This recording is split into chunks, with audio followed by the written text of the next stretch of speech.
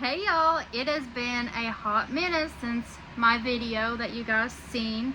Now this is going to be the highly requested birth story. So I haven't posted a video since my birthday, and that was my real raw birthing video. What an experience, in case you guys can't tell. And I have just a quick little rant about it. Someone had commented that I was being dramatic about screaming in that video. Well, not everybody's body is the same, honey, is all I gotta say. It's a lot more painful for some people. And when you're induced like I had to be, and your body is just triggered by different things and different reactions with Pitocin and stuff, of course you're gonna scream in pain and just be in pain. Not everybody is gonna be all easy breezy giving birth, you know. About the only way you're easy breezy giving birth is if you are high as a kite on all these pain meds, and you know, have an epidural where it actually works for you and you can't feel nothing. So that is my little rant about it. Don't say I was being dramatic about it, because like I said, everybody's body is completely different. I'm not sure if you were meaning it in a rude way. I'm not trying to sound like a complete asshole about it, but I was kind of offended by it, because you don't know how my body felt, you don't know what I went through, and you don't know how it went. So that's my little rant. But before we hop into the birth story, please be sure to subscribe, guys, to join the family, and click the little bell to be notified when I upload.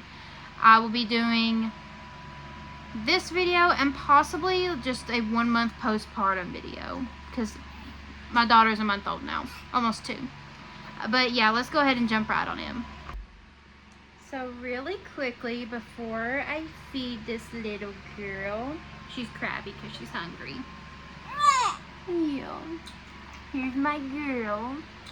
I'm going to get her to feeding real quick, and we'll continue this. Okay, so she's eating for right now. So let's go ahead and get in with the birth story. Now, I will go ahead and say that if I have to feed her a bottle during this, don't come at me. She is getting breast milk in the bottle, so don't come at me. But I shouldn't have to explain that anyway. Poor baby. I think some little girl's tired too. So we'll see how much of this she lets me actually get done. So my induction,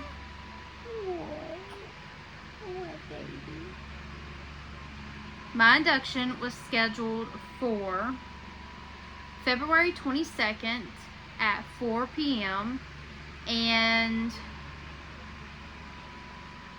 I guess I can go ahead and say, like, at least the hospital I had my daughter at. I didn't when she was born, but I'll just say the hospital I had her at. I had her at Cabell Huntington Hospital, which, if you do not know, is located in West Virginia. It's known for the NICU there, like the children's part of the hospital. It's known for a lot of things there, you know.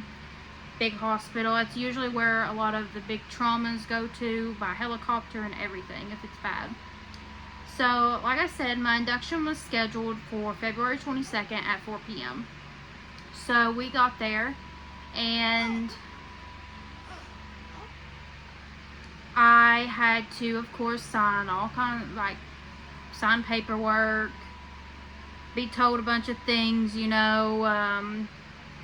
I had to get in a gown. I had to have baby monitors on my belly to monitor her. I had to have my blood pressure monitored, and then, you know, my heart rate as well. So I had that put on, and it felt like it took forever to honestly for all this to happen. At first, it felt like a very long night too, that night. But, yeah, pretty much I was bed restricted pretty much, except I was able, they eventually just showed me how to unhook my blood pressure cuff and my IV from the wall to take with me to the restroom if I needed to use the restroom. But other than that, I was pretty much bedridden.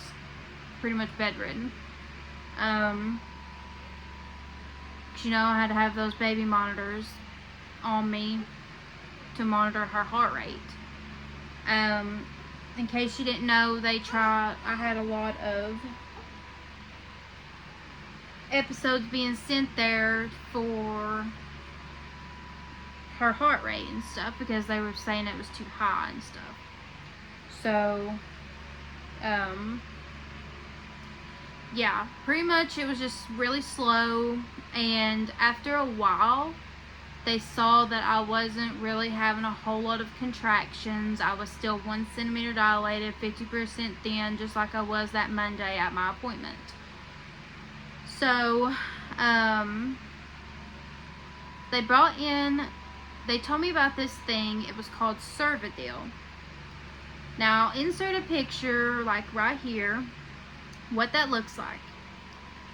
And that is a device, if you will, that they insert to help your body dilate and like soften your cervix to help you, you know, go into labor. So I told them, okay, you know, that's fine, we'll do that. They wanted to do that first before they decided to do Pitocin. So they inserted that, I want to say at maybe 6 that evening, 6:30, a little after 6:20 or something. And it was still just so slow, and I was so hungry because I didn't know if I was allowed to actually eat like regular food. So I hadn't ate nothing since 1 o'clock that day, and I was only able to eat ice chips, and it sucked. I was so hungry. I was getting agitated because I was hungry. And, excuse me. So, after they inserted that, it was just so slow. I had a few contractions, but nothing major at all, like none at all. So, as the night went on, I want to say probably about starting at 2 a.m. on February 23rd or something. I think it was 2 a.m. I could feel a little bit of contractions. Like, okay, like, I feel them, you know. And they weren't super close, but they were every now and then, you know, nothing major. So I'd slept till about 6 o'clock that next morning or something. I had to get up and use the restroom. It was either 6 or 7 that I'd got up to use the restroom, and that is when I took my last bump picture. I'll insert that as well. And little did I know, right after I took that picture, it would be on like Donkey Kong. So this is where things get very exciting. So, right after the bump picture, they literally was waiting for me right when I got out of the bathroom. And they took the Cervidil out. And they were like, since, you know, your contractions didn't really get closer together, pretty much is what they were saying, we'll go ahead in about 2 hours, or an hour or something. They gave me a break from it. I want to say it was an hour. They gave me a break from the Cervidil, and they was going to start Pitocin in an hour. That way I could have a break, you know, stretch, sit up, get a break from the monitors a minute as well, because they unhooked me from blood pressure cuff and the heart rate and the monitors for a minute. So, you know, I could just get that break, get up, walk around, stretch, that kind of thing, like my legs and everything. because all that night I was pretty much on my back, because every time I tried to roll on my side, it would mess the monitors up. It would say it wasn't picking up her heart rate, and I just was so tired of it. And if you know what I'm talking about, if you've had to be in the hospital monitored for a baby like that, it sucks. Your tailbone really hurts after a while, like painfully hurts.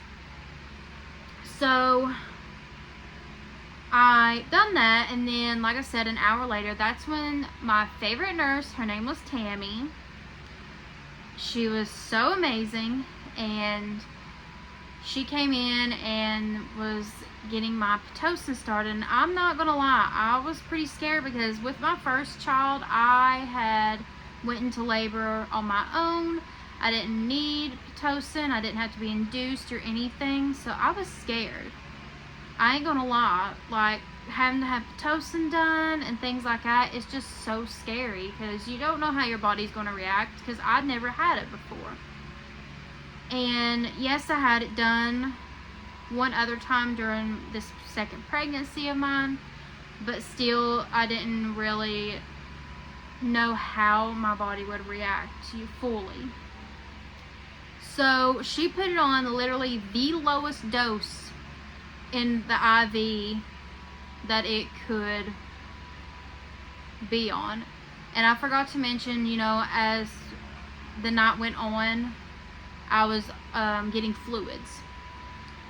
Of course, you know, that's pretty much, I would think, common for you guys to know, or would know yourself. I was on fluids, had probably 3 or 4 bags, maybe 5, I think, of fluids, and I had the Pitocin going as well on the very lowest dose. And then out of nowhere, I started to get really painful contractions, and I was in so much pain that I want to say, when my doctor eventually came in, this is a little later, but when my doctor eventually came and checked me, don't think I was a full 10, I don't think, but I'll get to that later. So as the Pitocin starts going on, one of the OBs comes in with my nurse, and they check me, and they seen that things were kind of just dragging. I wasn't, like, baby girl just wasn't having it, pretty much. She just wasn't pretty much ready then. So they felt bad for me. They saw how much I was in pain. They had asked me for an epidural if I wanted one. They said there was no shame in getting one, and I said no, pretty much, that I didn't want one, because the way my contractions were is the reason why I didn't want one, because as painful as they were, I did not want to risk me possibly moving while getting the epidural injected in my back. And I have enough back problems as it is, because I do suffer from lower lumbar scoliosis. So yeah, I didn't want to have my back in any more pain, because I know a lot of moms that get it are in extreme pain the rest of their life. So I declined the epidural. I know a lot of people are going to come at me and say that's stupid, but I wanted to benefit it for myself as well. You know, I wanted to be able to get up and walk around after I had my daughter, like I did with my first daughter. You know, just benefiting myself, than being bed restricted afterwards and possibly having to have a catheter put in. So no thank you, I'm good. So like I said, I was in very painful contractions, and they're like, well, what we can do is, if you would like, we could go ahead and break your water to try and really get things moving along and get things going faster. So feeling my water actually break was so weird and strange to me, because with my first daughter, everything just happened so fast. I was 9 centimeters when I got to the hospital with her, and in so much pain, and I hadn't slept the night before hardly. I was up all night in pain because of contractions. So I didn't really remember feeling my water getting broke with her, but they did break it with her, with the amniotic hook.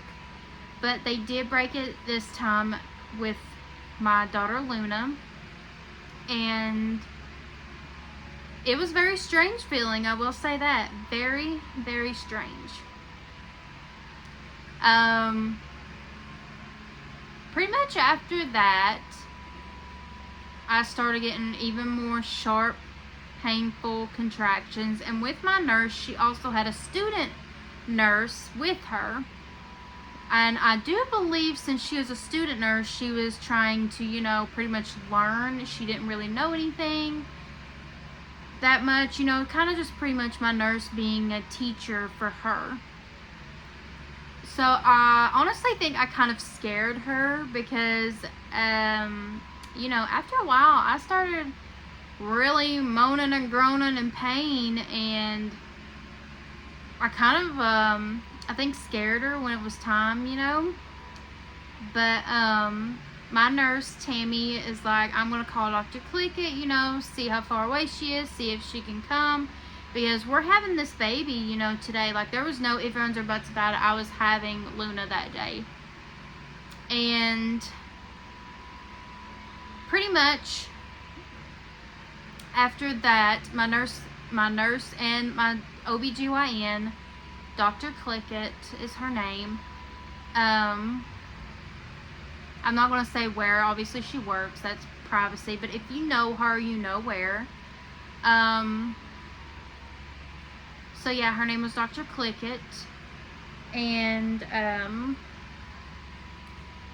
she came and checked me, and I guess I was at a 7 maybe then, or an 8.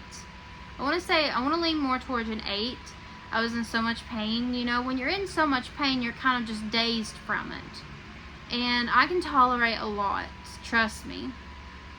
But the way I felt, it started just feeling like back to back, honestly. And I had told my husband, I was like, because my doctor, she was like, just breathe through them, you know. Just breathe through them. It's almost time. And I told my husband after a little bit, I said, something don't feel right. He's like, what do you mean? I said, I'm holding like contractions and I'm trying to breathe. I said, but it honestly feels like she's trying to come out. He's like, so should I go and get the doctor and the nurse? And I was like, I don't know. So he went ahead and got them. And I guess they asked him, is it time? And he said, I think so. So everybody was rushing at that point. And I just kept hearing everybody, like, I was in so much pain on my back. And then they were like, do you want to roll on your side? And I was scared to, but I rolled on my right side.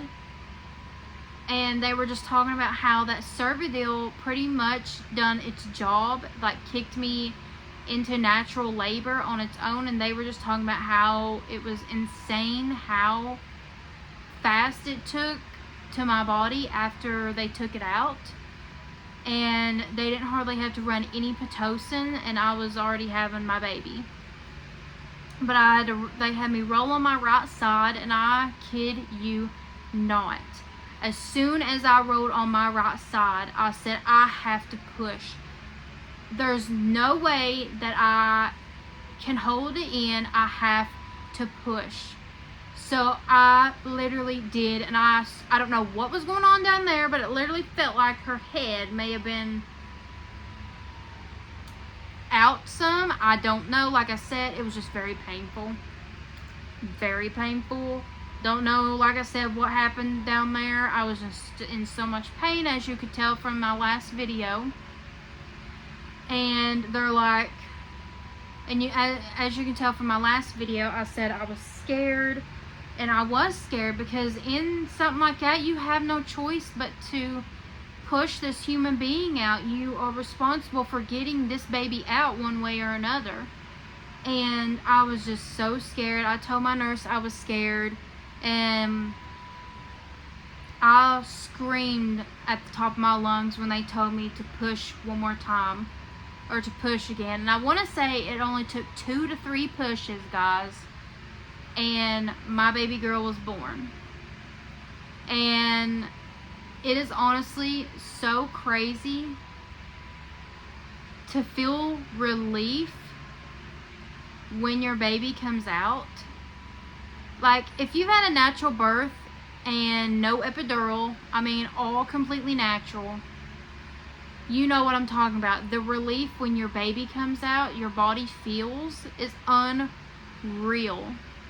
And then trying to push the placenta out afterwards is even weirder, in my opinion. It just is. But it is a relief too when you get that out. But my baby girl was born on February 23rd at 10:23 a.m. and she was 5 pounds and 7 ounces and 19.5 inches long.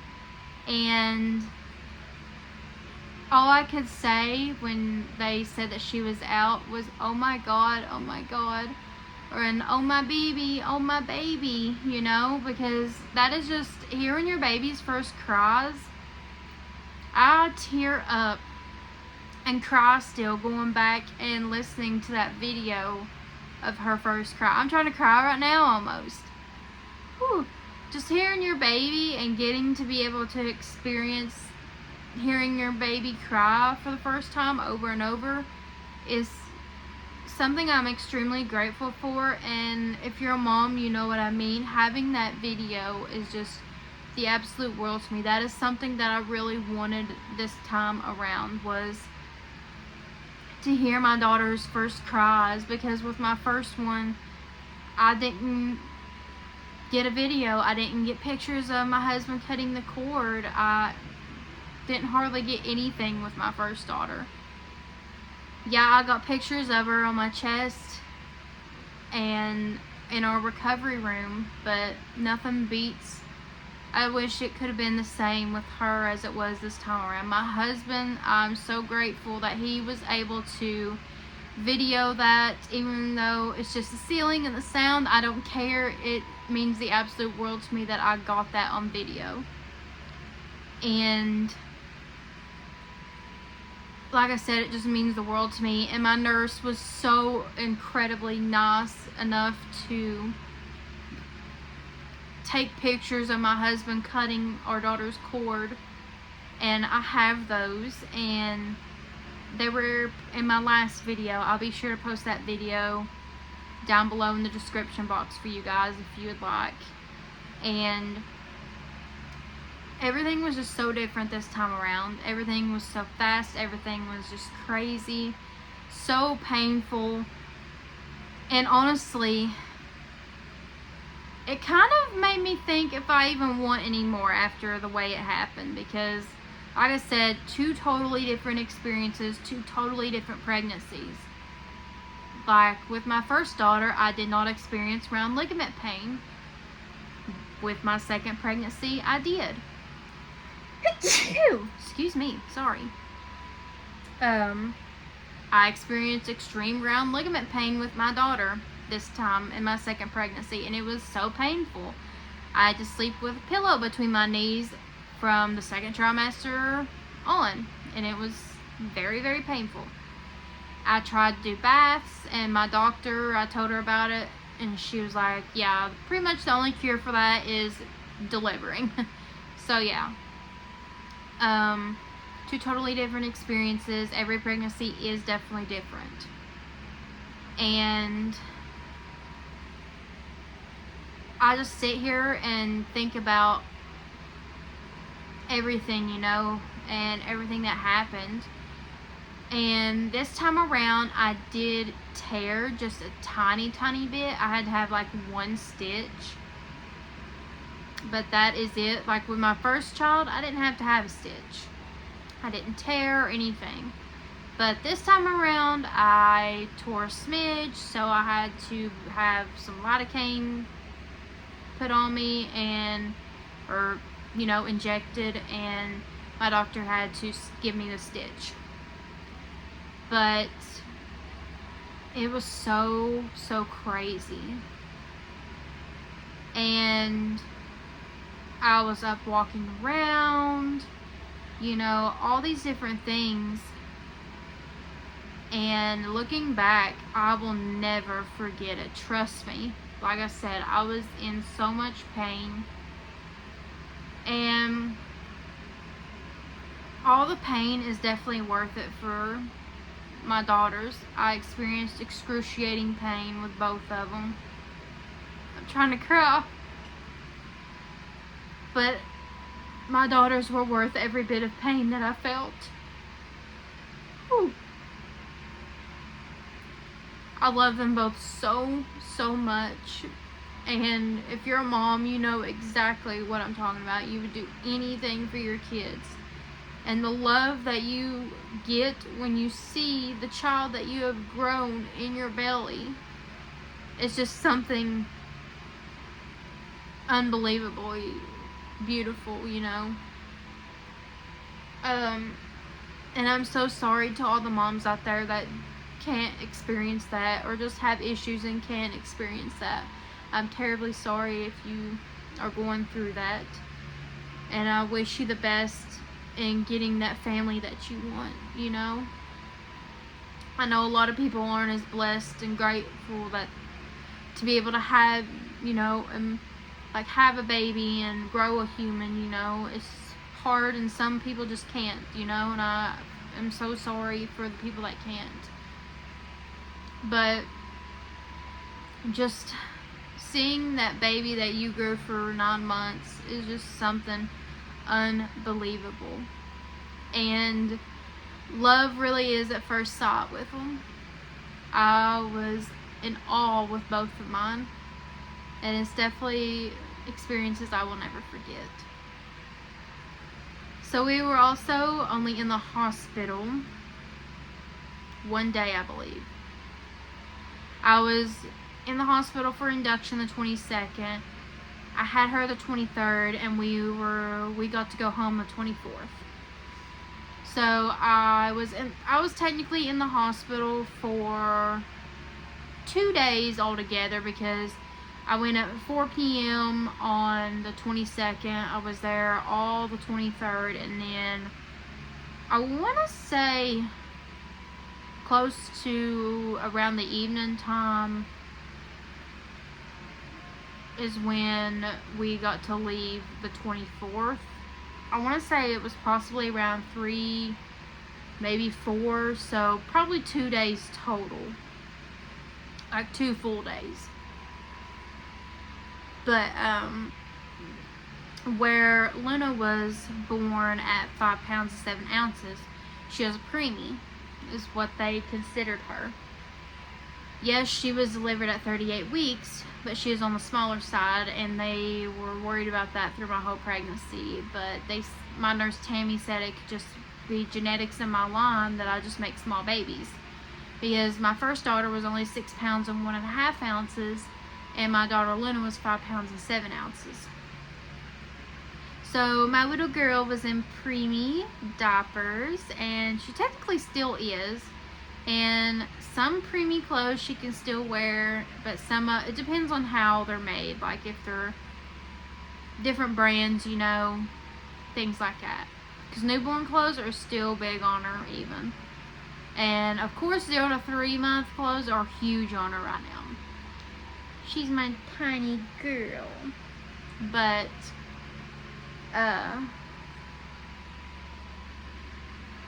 everything was just so chaotic and crazy, guys. But I hope you guys really enjoyed hearing this birth story. I wanted to share it with you guys. In a way, it was kind of traumatizing. Not by my nurse or my doctor, but my experience was traumatizing this time around. The induction itself was traumatizing. My husband felt so bad for me. He saw how much pain I was in. He wished I would have took some kind of pain meds, he said, because he got tired of hearing me in a way, in so much pain. Like, not in a hateful way. He was hoping that I would take pain meds and got tired of hearing me, but he just hated seeing me in pain. Because obviously I'm his wife, and he just nobody likes seeing their loved one in that much pain, is pretty much what I'm getting at. So yeah. Shout out to my husband though. He was a trooper. Not a lot of women have actual men. I will say that. A lot of them are just, I'm going to be honest, a lot of them are just weak. A lot of them don't want to be in the room when their child's born, you know. And shout out to all the dads out there that do it. Like my husband, 2 babies born, and he was right there, right by my side. And I couldn't be more grateful. So I think that pretty much wraps up this video, guys. It is very long. It is probably the longest video I've made in a while. And I'm so sorry for that.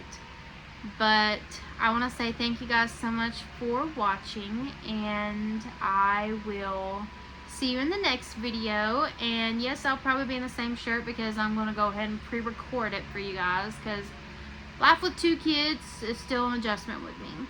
So I will see you in the next video, guys. Bye.